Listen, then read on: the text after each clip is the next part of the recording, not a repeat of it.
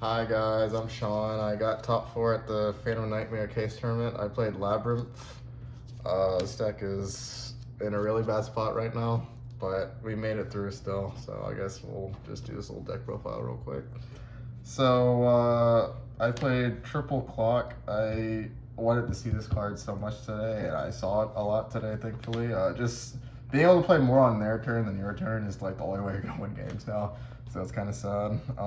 3 Soviet Torby, 3 Chandraglier, and then I also played 3 Arias. I decided to just max out on everything because I like the idea of just playing more on their turn than mine.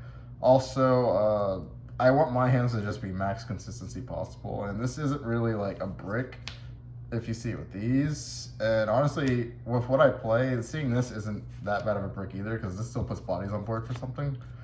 I played 3 Ariana. You just have to play that card at 3 now. Card's very good.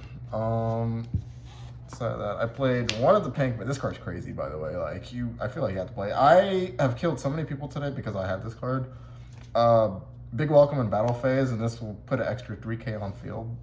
Sometimes 6k, which is amazing. But yeah, just the fact that this is hard once per turn on one of the either effects, while this is you get to use both effects in the same turn, makes this so much better for killing than this. Yeah, and also I guess I play other stuff to make this worth turn 1. 2 Lady, I just play it. I'm not going to 1 because I just like seeing this card turn 1, especially on their turn. Like it's so broken sometimes. 1 Lovely, I'm never going over 1. If I ever do, just quit the deck. 3 Big Welcome. You have to play this card as long as it's legal. 2 of this. So there's an argument to play 3 with Arias, but this also, Arias plus this isn't a disruption by itself, so you still need more cards. Whereas if you put this with anything that can put a body on field, it's still worth it. So yeah, I mean, you could realistically play 3, but I just wanted to fit everything to 40. I play 1 Lab. This card finally does not feel as big as a brick as it did before. I have finally got to the point where I like seeing this card because there's a lot of matchups where I'm like, wow, this card is really annoying to deal with, but Lab just cancels out entirely, and I have used this a lot. But siding-wise, I do take this out a lot, though. So keep that in mind. That's it for the Labrynth cards. Labrynth cards are, yeah, if you open a handful of all Labrynth cards, at most you're going to get like 3 disruptions. It's not going to feel good if your opponent has a single generic to interact with you, but sometimes I guess it's enough, but other times, like versus Snake Eyes, it's just not good enough. I played the Unchained package, so I vowed to never play this shit again, and I unfortunately have to go against that word because currently, like, the boards people are putting up are just not able to be dealt with by just lab cards alone. And also, just library cards, like I just mentioned, don't put up enough disruptions that are like consistently good. Like versus Snake Eyes, there's no trap card in the game, I think, that just like completely shuts them out. That's not a brick in the main deck I don't want to play. This helps a lot with grind and also puts up another 2 interruptions, which is okay. It just does suck. It really sucks when you draw either of these. I guess it's less than this, but yeah. Thankfully this is a super now, so it doesn't look too bad. 3 Prosperity, I will never play extra athlete. Do not ask me to play that card.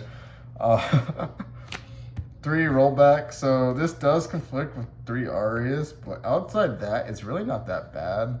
I don't have a problem just drawing this card because, again, like seeing it with this is you're able to play with it. Seeing it with other cards, like the furniture especially, it's so good. Like, I just want cards I can be able to discard that do something lighter. This card is just very broken, especially when it comes to dealing with Ash turn 1 to do your whole combo. Also, playing through stuff is very nice with Rollback, especially versus Voiceless Voice. My miscellaneous traps are Daruma Karmakan. This card is not that good, and I'm probably about to cut it. Every time I make a deck profile, I say this card has not been that good, and I'm going to cut it. And people in the comments keep saying to play this card still. So, you know, maybe it's time. It's time for sure. This card is still good, yeah. Get rid of a card, put another card in the field. I just like it as a one-off selective card you can search. And then 2 Black Goat. I wanted to play 3, but I was trying really hard to keep this to 40. This card is very good versus any deck not named Fire King or Snake Eyes. So versus like, you know, only 10% of the format. But if you ever play against any other deck, like Voice of Force, this is the FTK versus that deck because that deck just does not do anything versus this. both effects like hard counter that deck, and I usually either search this or D-Barrier to beat that deck. But just seeing this card alone, like, this card is crazy versus any rogue deck that's not Fire King, which is general consistency. And then the only hand traps I played were 3 Ash because every furniture piece is a hand trap in this deck. This is the only card I think I like playing versus Fire King because Nibiru versus it, like as the only hand trap, feels so bad a lot of the time.